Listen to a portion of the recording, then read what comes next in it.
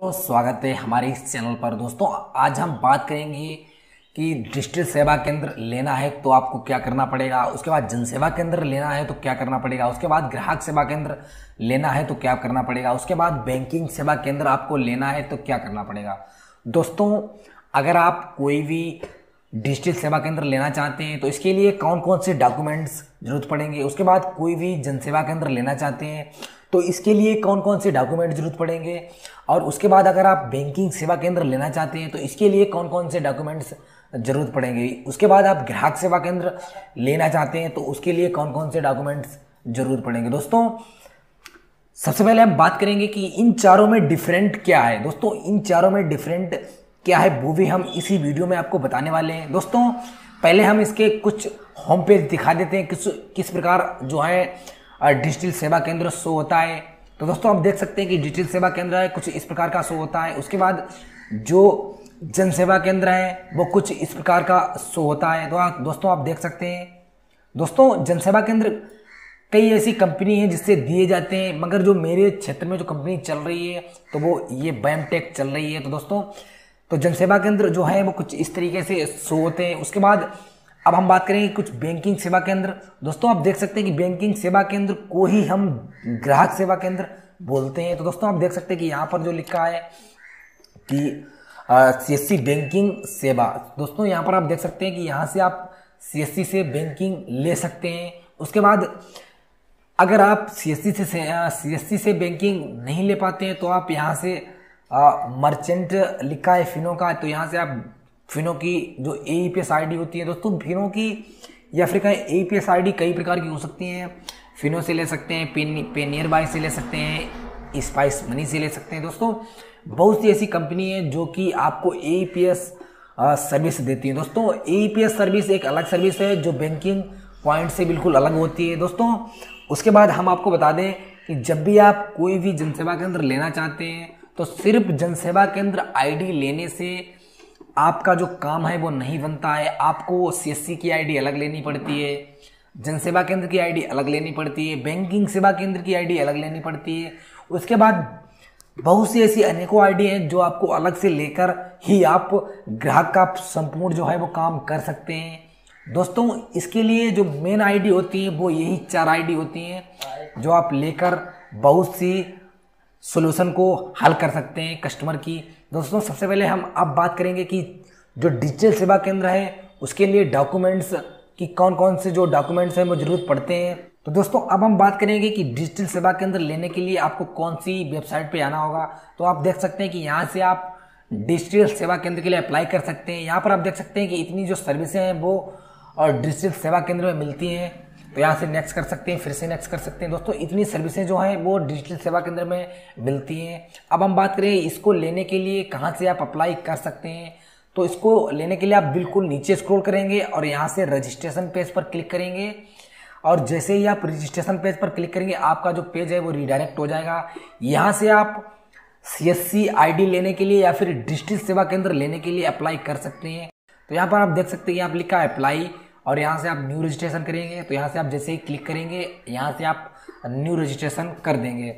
दोस्तों करने के लिए इसके लिए मैंडेटरी है कि आपके पास एक टेक सर्टिफिकेट नंबर होना चाहिए। दोस्तों ये टेक सर्टिफिकेट नंबर क्या है? दोस्तों ये जो है वो सीएससी के माध्यम से देखा जाता है। एक ट्रेनिंग सर्टिफिकेट होता है कि आप सीएससी सेंटर चला पाएंगे या नहीं चला पाएंगे, इसीलिए ये टेक सर्टिफिकेट आपका जरूरत पड़ता है। उसके बाद एक हाई स्कूल की मार्कशीट लगेगी, उसके बाद एक कंप्यूटर सर्टिफिकेट जो छोटा मोटा हो या फिर कहें बेसिक कंप्यूटर सर्टिफिकेट होगा, फिर भी आपका जो सीएससी सेंटर है वो अप्लाई हो जाएगा। तो दोस्तों इतने डॉक्यूमेंट्स जो हैं वो सीएससी सेंटर लेने के लिए ज़रूरत पड़ेंगे। दोस्तों अब हम बात करेंगे कि जो जनसेवा केंद्र हैं वो कहाँ से अप्लाई कर सकते हैं। दोस्तों जनसेवा केंद्र अप्लाई करने के लिए आपको आना होगा upcsc.bamtech.com पर। दोस्तों अब हम आपको बता दें कि जो जनसेवा केंद्र होते हैं वो अलग अलग कंपनी से अलग अलग डिस्ट्रिक्ट में अप्लाई होते हैं। दोस्तों हर डिस्ट्रिक्ट में एक अलग कंपनी का जो जनसेवा केंद्र है वो अप्लाई होता है। दोस्तों लगभग 3-4 कंपनी है जो अलग अलग स्टेट में जन सेवा केंद्र में ई डिस्ट्रिक्ट की सर्विसेज देती हैं दोस्तों। इसी में आपको मिलेगी ई डिस्ट्रिक्ट की आईडी।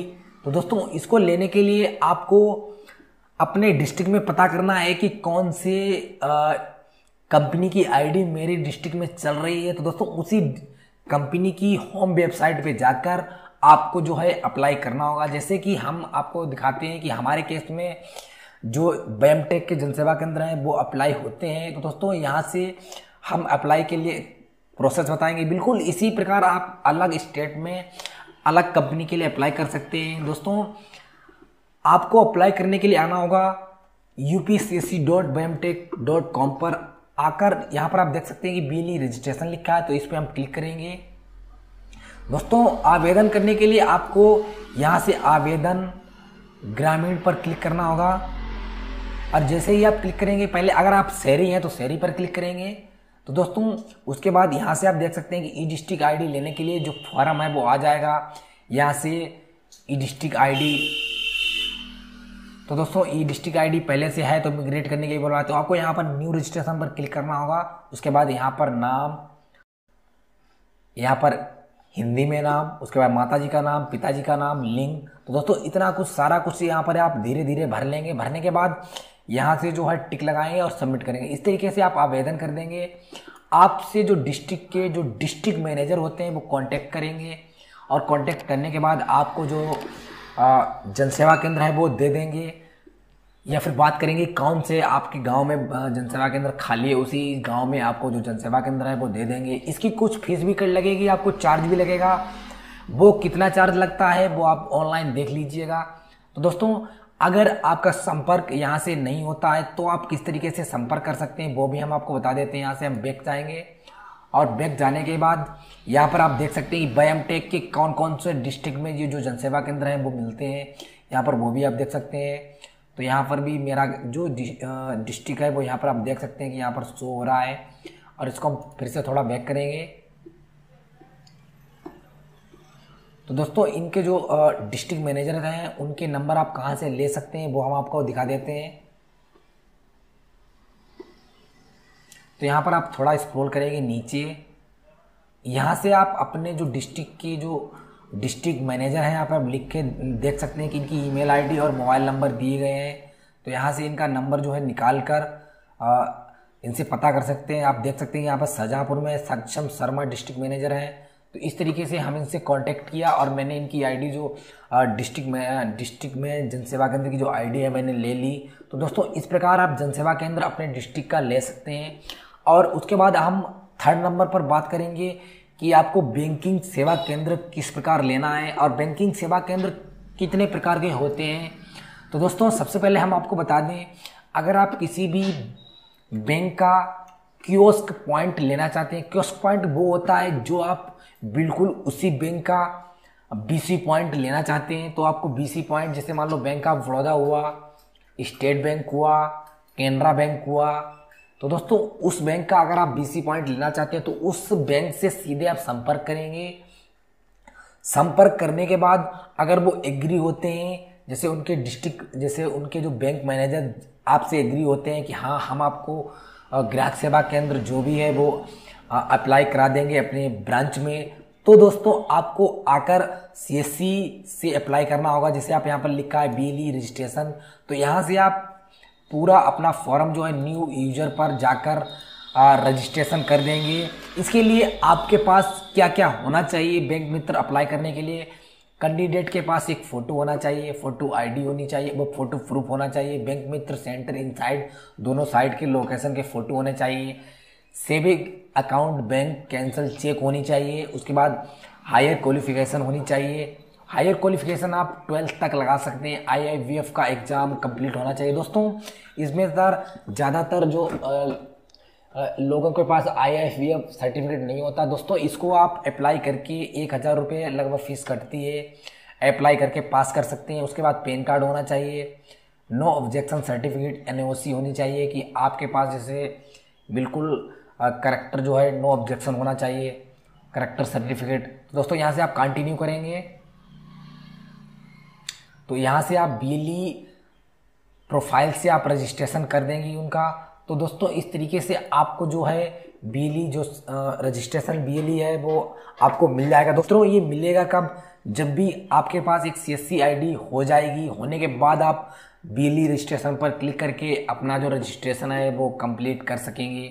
मित्रों अब हम बात करेंगे, अगर आपके पास CSC बैंकिंग सर्विस लेने की ID नहीं है या फिर कहें CSC ID नहीं है, आपको टाइम लगेगा, तो दोस्तों तब तक के लिए काम चलाने के लिए आप बैंकिंग सर्विस ले सकते हैं। वो आपको कौन सी लेनी है? तो दोस्तों मेरे सजेशन से मित्रों अब हम बात करेंगे फिनो पेमेंट बैंक की। दोस्तों अगर आप बैंकिंग सेवा केंद्र नहीं ले पाते हैं किसी कारणवश, तो आप एक AEPS ले सकते हैं, आधार इनेबल पेमेंट सिस्टम।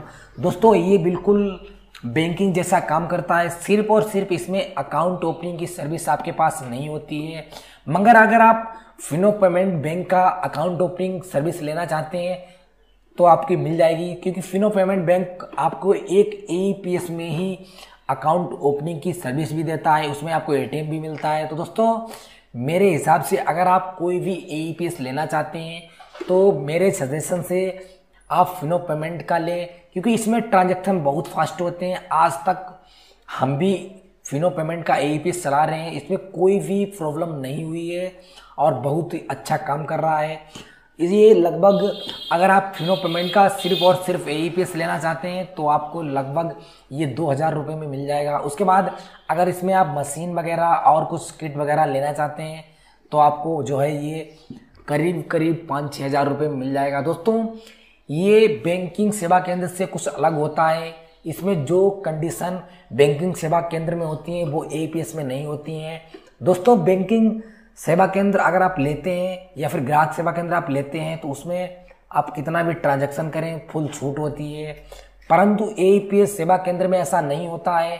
इसमें आप कितना भी ट्रांजैक्शन करेंगे उसका जो ITR आपको भरना पड़ेगा। ITR भरने के साथ साथ आपको मेंटेनेंस रखना पड़ेगा कि मेरा कितना ट्रांजैक्शन होता है।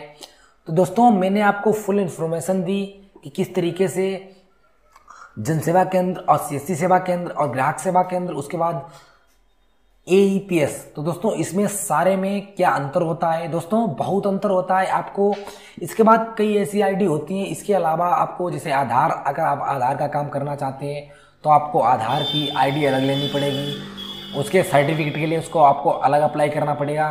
तो दोस्तों बहुत सी ऐसी सर्विसें हैं जो अलग लेनी पड़ती हैं, मगर जो इम्पोर्टेंट सर्विस थी मैंने इस वीडियो में आपको कवर कर दी है।